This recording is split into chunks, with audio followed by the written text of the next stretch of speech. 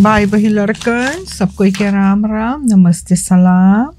आज हम फिर से उपस्थित बाती हस्ती मस्ती समाचार लेके। आज है अगस्त के 6 तारीख 2022। समाचार पढ़े से पहले मांगिला उ लोगों के जेकर घरे कोई के मृत्यु भयल है शोक सहानुभूति प्रकट करे और यही मांगिला बोले कि भगवान से प्रार्थना करो कि तू लोग के शक्ति देवे ई महान दुख सहे के खातिर। जे कोई बीमारी लाचार अस्पताल या घरे है ओके फनहार तबीयत साहब और जेकर घरे कोई नौता है ब्याह शादी छठी मूरन तो लोग के बहुत से बहुत बधाई हो। यहाँ से हम शुरू करेंगे समाचार। तो 2 गो कासीर स्तर इस सब के सिपाही पकड़ के बंद कर इस है। बात ये है कि सब एगो बैटिंग शॉप में कमाता है और वहाँ के हनार बोले हैगा कि सब पैसा चोरी करी से पैसा दबाई से ये सब बोले हम लोग पैसा ना दबैली हैगा बाकी हनार बोले कि सब पैसा दबाई से। तब सिपाही खोजबीन करे है वो सब आप वकील लेबा अब वकील के संग ही सब देखे है कि कौन ची कर सके है और कैसे छोड़वाई सके हैगा। शर्मानो एर और OM इस सब के सिपाही पकड़ के बंद करी से खसी और बकरी के चोरी के इल्ज़ाम में 3 जने नालिश करी सिपाही लगे 2 गो मुंडर एगो लिफोर्नो। तो सिपाही अब ताके कि इस सब कौन ची बोली से कई बजे आयल है कैसे ली के गईल है वगैरह वगैरह। तो सिपाही ऐसे करत करत तब देखिस शर्मानो एर जैसे उस सबके अंदाजा भल बोले शर्मानो चोरी करी से 31 साल के और एगो जवान लोंदा OM। तो जब सिपाही पकड़ी और एक आध गो बलाता चुतरिया लगाइस तो सब बोला हाँ हाँ हाँ हाँ हम ही चोरी कर ली हमने ही चोरी कर ली। तब अब इस सब हम चोरी करीस हैगा और मोहम्मद M जोन हैगा ई के सबहन बेचता है। तो अच्छा मोहम्मद M के पथाई दी से सिपाही और ई 2 जने के पकड़ के और बंद करीस हैगा। और सिपाही बोलावे हैगा कि जेकर गाय गोरू बकरी भेड़ा चोरी भइल होइगा तो तू लोग सिपाही से ताल्लुकात कर सके हैगा क्योंकि हो सके कि सब और जने के ऐसने चोरी करे होइगा। सोशल मीडिया पे एगो खबर आए रहा कि सबहन एगो खोजे है शर्लेस राम भरोसा के। सबहन बोले तू जे देखे होई खबर कर देवे सिपाही के या ओकर घर के मनई के और बोले कि सबहन पुकार करे रहा कि शर्लेस तू चाहे जहाँ हो ये लौट आओ। तो अब एक लाश मिलल है सुख के रात में एक लाश मिलल हैगा फा भी लगे बाकी देही में चोट ना रहा बाकी तब वो सिपाही बस लाह करे बाप सिपाही ताकीगा कि कैसे भइल हैगा कौन ची कैसे गिर गे पानी की कौन ची भइल हैगा। एगो मोटर फिट्स जोन चलावे आदमी RM 42 साल के ओकर देहांत हो गए है गाड़ी दुर्घटना द्वारा। अब उखरो नेंगन से आवत और जाता ऐट के बस बोखतू जैसे घुमावत हा बस एकवा पार चल गए उधर से फ्राख्त वाहन आवत हा फ्राख्त वाहन के अगवा लगल बस ही बिगान गोत्रों में और वह पर दम तोड़ दीस हैगा। आज एगो बहुत दुख भरी बात है। बाप बेटुआ माहो में रहा सरमक्का में बस बपुआ सुरजाती हैगा और बपुआ निकर के ओतुआ में से जाता तबलेक सुनिस दगल कुछू तो जब लौट के आल तो देखे ओकर बेटुआ मोटर गाड़ी में पड़ल है पिस्तौलवा से दागली सपने के खेलते खेलते में दागली हैगा। और बाप जोन सुरजाती है तब मिलिटेर पुलिस के सबहन ओकर हवाले कर दीस हैगा और जोन लाश है वो बसलाह भइल हैगा और पिस्तौल जोन हैगा ओहू बसलाह भइल है। और सिपाही अब खोजबीन करे है कि कैसे भइल।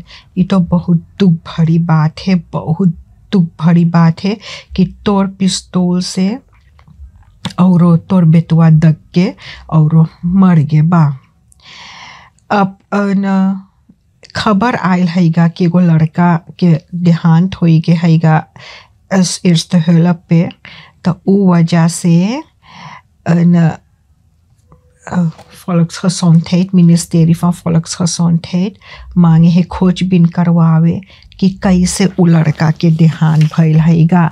अब सब कोई बोले हैगा कि वहाँ पर देहांत भइल। अब जाने कई गो खबर आएगा कि सिस्टर दत्रा नामोई देखे हैगा और ई नहीं तो उ वगैरह वगैरह। तो अब वही से अब Volksgesondheid बोले हैगा कि वो अब खोजबीन करी कि कैसे ई लड़का के और देहांत भइल हैगा। आशा हैगा कि सब मोई से खोजबीन करे, जोने माई बाप के भी तीहा हो जाए, सबन जान जाए कि नालातक से लड़का के देहांत भइल है कि लड़का के समय आई गे रहा कि कौन चीज। एगो घर हेलेना क्रिस्टीना में ओमन आग लगल है और ऊपर के भाग जड़ के राख होई गे बा और दुई प्राणी रहता हा। जोन समय पे आगे लगल उ सब ना रहा घरे। ई घर स्ट्रोम पे रहा, बाकी फरसी कर ना रहा। दुई गो कम करतन मिनिस्ट्री फन Onderwijs, Wetenschap en Cultuur पकड़ाई के बंद भइल है। एगो आदमी और एगो औरत ई सबन दूसरे के फायदा करे रहा और दूसरे के सबन ऐसन करे रहा कि उ सबके तनख्वाह और ज़्यादा रहा। ना कि ओकर डिप्लोमा से तनख्वाह रहा, बाकी ऐसन तुलाह उलाह धर के उ सबके करे रहा कि उ सबके तनख्वाह और ज़्यादा हुई गे रहा। तो अब सिपाही देख ले रहा ना वहाँ के मनई लोगन। मिनिस्टर जब से बैठल हैगा त क्लात के बुलाई से तकला तब खोजबीन करत में तो देख ले रहा कि 7 जने के और ज़्यादा पैसा मिले बड़ी सन से। तो इसने खोजत ओजत तो ई 2 जने अब पकड़ान हैगा। तो अब ई 2 जने पकड़ान हैगा और 2 जने अब दोनों जब सिपाही अब खोजबीन करी तो हो ही सके हैगा कि और जने पकड़ाई, हो ही सके है कि और जने पकड़ाई। और अब देखो कि का होवे हैगा। अब सबन अब दोनों कोशिश करेगा खोजबीन करे के और जाने के कि कैसे कैसे ये सब काम करिस। तो देखियो सेंट्रल बैंक लगे भी सबन ऐसने झूठ कागज उगज बनाई के और देख कितना पैसा हुआ सबन कमाई सहीगा। और देखिया तो ऐसने ऐसने कई जगह हो सके ये सब चीज होवत रहल होइगा और होवत होई। एगो सिपाही ई आजो निकेरी में रहा पकड़ाई के बन भय रहा। बोले कि एगो सिपीर ओकर ऊपर नालिश करे रहा कि ई ओके मारी से। तो अब वो पकड़ाई के बन भय रहा तो अब वो छूट गया हैगा। अब वो छूट गया है और अब देखो कि वो का करे है। वो सिपाही से दोनों खोजबीन करवावे है कि ना। प्रेसिडेंट के कहना हैगा कि दुआन बंद जोन हैगा उ बोली से कि उ सबके कौन कौन मुसीबत हैगा। तो प्रेसिडेंट बोली से कि उ जोन जोन पुनता आनहाल करी से जोन जोन चीज बोली से उ सब चीज के बारे में उ बहुत ध्यान से सोचेगा और बहुत ध्यान से कोशिश करेगा उपाय लावे के। तो अब बातचीत होवे लगल है। अब ऐसने जो दोनों बातचीत होएगा तब अब जरूर एगो फैसला आई। 2 गो गाय फिनो मराई गे बा जोन सौद्रीन के रास्ता है और जोन औरत मोटर गाड़ी चलावत था ओहू के चोट लगल हैगा। उ चलाई जात था बस अचिक्के में 2 गो गाय दाम पे आई गे है और उ 2 गो गाय के धक्का मार दी से। तब ई वजह से उ जो औरत चलावत था उ भी चौतान है और दोनों गाय मर गे बा, ओकर देहांत होई गे। तब जेकर जेकर गाय है उ सबके चाहे ख्याल करे के कि अपन गाय के मोई से देखभाल और करे। यहाँ तक रहा आज के लिए हंसती मस्ती समाचार। जो भूल चुक हो क्षमा कर दियो। जिंदगी बाकी रही तो सोमवार के फिर से मुलाकात होगा। सब कोई के राम राम, नमस्ते, सलाम।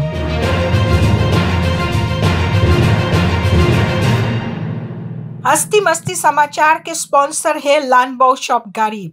लानबाओ शॉप गरीब वो दुकान है जहां पर छोटा छोटा खिल्ला से बड़का बड़का कासी बेदी गद्दा बिका हैगा। हुआ पर सौदा पानी भी सस्ते दाम पे बिका है। चाहे जोन सामान के जरूरी भइल पहुँच जा लानबाओ शॉप गरीब। हुआ पर सब सामान मिले है। लानबाओ शॉप गरीब है इंदिरा गांधी वेग पौली न्यूग्राउंड के बगले में। पार्केर प्लाट्स भी है। हुआ पर एक फिलियाल है लेली दौरब जहाँ वाटर लेडिंग के पैसा भरा है ओकर बगले में। एक फिलियार है तुतलीफो कनाल में। हुआ पर भी पार्केर प्लाट्स है। एक फिलियाल है मार्टिन लूथर किंग वेग। हुआ पर सोतु पोस्ट के हबरा में हैगा। और एक फिलियाल है क्वाता में जहां पर देस्कोटी कोकाव है ओकर बगले में। चाहे जोन सामान मंगे खरीदे चल जा लानबाओ शॉप गरीब में। मुर्गी तैयार है, शुरू वाला गा दो। Lust je iets lekkers? Dan moet je zijn bij Silas Roti Shop. Gevestigd op 2 locaties. Aan de Guataweg tegenover de Tweede Rijweg, hoek Islamstraat. En aan de highway Martin Luther Kingweg, hoek Pandit Paltentewariweg en het Mondiaal Complex. Bij ons bent u terecht voor de lekkerste roti kip, roti top, roti roll, roti vegetarisch. U kunt kiezen uit daal, alu, paratha en sikwa roti. Verder ook nog nasi, bami, rijst, heerlijke snacks zoals samosa, bara, pulauri, kroket, lumpia, crispy worst enzovoorts enzovoorts. En niet te vergeten lekkere rasgulla, rasmalai en fruitcocktails. Elke ochtend hebben we lekkere, warme belegde broodjes. U kunt ook bellen en bestellen. Check ons Facebook page voor meer info en aangepaste openingstijden. Silas Roti Shop. Bij ons bent u terecht voor eten met kwaliteit en kwantiteit. Aan de Guataweg